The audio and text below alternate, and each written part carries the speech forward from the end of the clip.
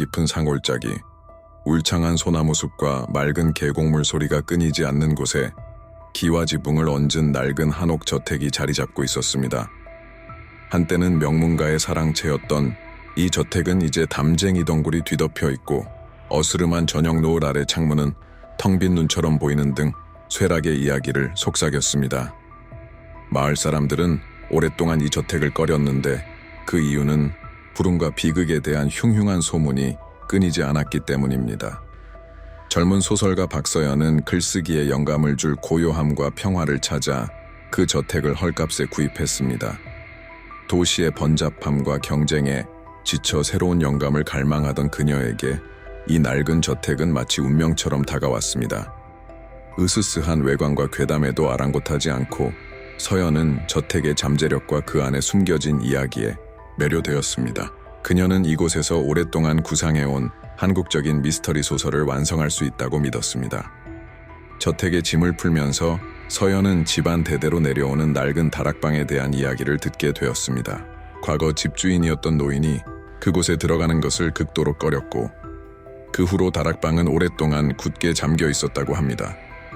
마을 사람들은 다락방이 집안의 모든 불행의 근원이라고 수군거렸습니다. 과거 그곳에서 기이한 죽음을 맞이한 여인의 원혼이 아직도 그곳을 떠돌고 있다는 무시무시한 이야기도 전해 내려왔습니다. 호기심이 발동한 서연은 다락방에 숨겨진 비밀을 파헤쳐 보기로 결심했습니다. 어쩌면 그곳에 숨겨진 진실이 그녀의 소설에 놀라운 영감을 불어넣어 줄지도 모릅니다. 먼지가 뽀얗게 쌓인 광 한켠에서 녹슨 노소의 자물쇠를 찾아낸 서연은 삐걱거리는 나무 계단을 조심스럽게 올라 다락방 문 앞에 섰습니다. 낡은 자물쇠에 열쇠를 꽂아 돌리는 순간 싸늘한 바람이 복도를 스쳐 지나가며 소름이 돋았습니다. 잠시 망설이던 서연은 굳게 마음을 먹고 문을 열었습니다. 삐걱거리는 소리와 함께 문이 열리자 퀴퀴한 곰팡이 냄새와 오래된 나무 먼지가 섞인 불쾌한 냄새가 코를 찔렀습니다. 공기는 무겁고 썩은 듯했습니다. 희미한 달빛만이 스며드는 다락방 안은 온통 거미줄 투성이었고 낡은 가구와 잡동사니들이 어지럽게 흩어져 있었습니다. 빛바랜 족자, 깨진 옹기, 낡은 고서적들이 음산한 분위기를 더했습니다. 조심스럽게 발걸음을 옮기던 서연은 책상 위에 놓인 먼지 덮인 가죽 일기장을 발견했습니다. 낡은 겉표지에는 희미하게 김선희라는 이름이 새겨져 있었습니다. 일기장은 이 저택에서 살았던 과거 여인 김선희가 쓴 것이었습니다. 일기장의 첫 페이지에는 선희가 갑작스러운 사고로 부모님을 잃고 홀로 이 저택에 남겨지게 된 슬픈 이야기가 적혀 있었습니다. 선희는 그 후로 끊임없이 누군가가 자신을 지켜보고 있다는 불안감에 시달렸다고 합니다. 그림자가 춤을 추고 알 수 없는 속삭임이 귓가에 맴돌았습니다. 처음에는 자신의 상상이라고 생각했지만 곧 그것이 단순한 망상이 아니라는 것을 깨달았습니다. 일기장을 넘길수록 선희의 글은 점점 더 불안정해져 갔습니다.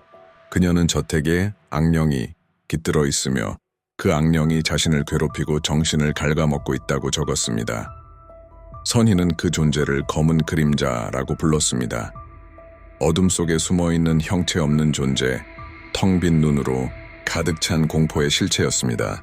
선희는 검은 그림자가 자신의 가장 깊은 두려움을 먹고 자라며 자신을 미치게 만들려고 한다고 믿었습니다.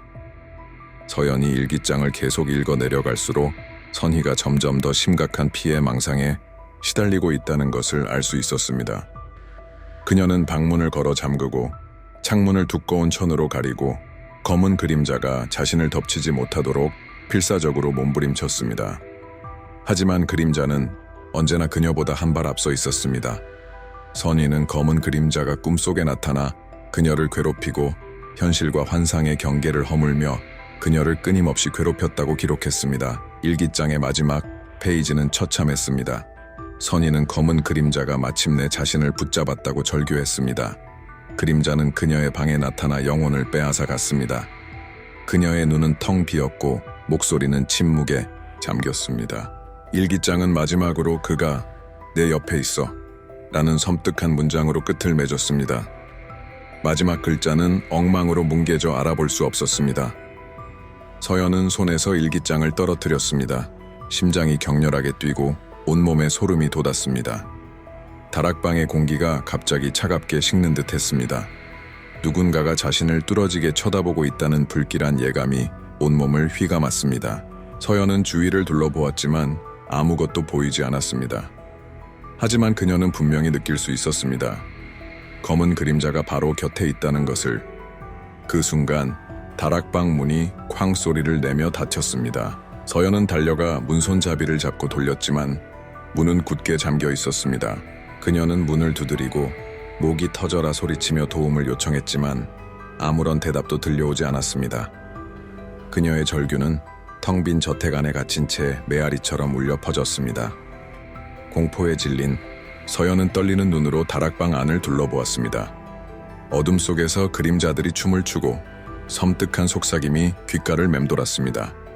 그녀는 일기장에 묘사된 검은 그림자의 존재를 또렷이 느낄 수 있었습니다. 그림자는 점점 더 가까이 다가오고 있었습니다. 갑자기 벽에 드리워진 그림자가 꿈틀거리며 형체를 갖추기 시작했습니다. 검은 형상이 서서히 모습을 드러내고 텅 빈 눈동자가 서연을 꿰뚫어 보는 듯했습니다. 서연은 비명을 지르며 뒷걸음질 쳤습니다. 숨을 쉴 수 없었고 온몸이 마비되는 듯했습니다. 검은 그림자가 천천히 서연에게 다가왔습니다. 그의 손은 길고 가늘었으며 마치 그녀의 영혼을 잡아채려는 듯 뻗어 있었습니다. 서연은 꼼짝도 할 수 없었습니다. 공포가 그녀의 온몸을 짓눌렀습니다. 검은 그림자가 그녀에게 닿으려는 찰나 서연은 눈을 감고 간절히 기도하기 시작했습니다. 그녀는 알고 있는 모든 불경과 주문을 외우고 마지막 남은 희망을 붙잡았습니다. 그녀는 자신이 저지른 모든 잘못을 용서받기를 빌고 영혼만이라도 구원받기를 간청했습니다. 그 순간 다락방 전체가 격렬하게 흔들리기 시작했습니다. 검은 그림자는 고통스러운 비명을 지르며 형체를 잃기 시작했습니다. 밝은 빛이 다락방 안으로 쏟아져 들어와 어둠을 몰아내고 그림자를 흩어지게 만들었습니다. 서연은 바닥에 쓰러졌고 머리를 세게 부딪혔습니다. 정신을 차린 서연은 눈을 떴습니다. 검은 그림자는 사라지고 없었습니다. 다락방 문이 활짝 열려 있었습니다. 그녀는 비틀거리며 다락방에서 뛰쳐나와 저택 아래로 정신없이 달려갔습니다. 뒤돌아보지도 멈추지도 않았습니다. 그 후로 서연은 다시는 그 저택에 발을 들여놓지 않았습니다. 그녀는 그곳을 팔아버리고 새로운 곳으로 이사했습니다. 하지만 그녀는 결코 낡은 다락방의 비밀을 잊을 수 없었습니다.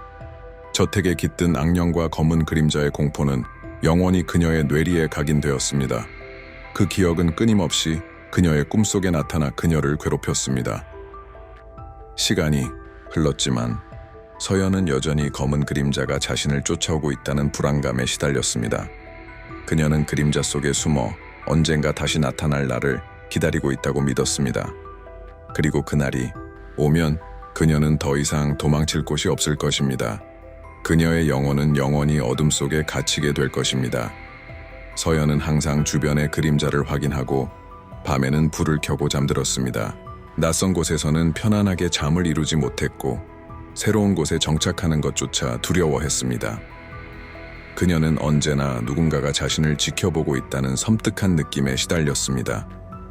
그녀는 결코 진정한 평화를 찾지 못할 것입니다. 어느 날 밤 서연은 새로운 아파트에 앉아 소설을 쓰고 있었습니다. 낡은 한옥저택과 검은 그림자에 대한 이야기를 쓰려고 노력했지만 도무지 글이 써지지 않았습니다.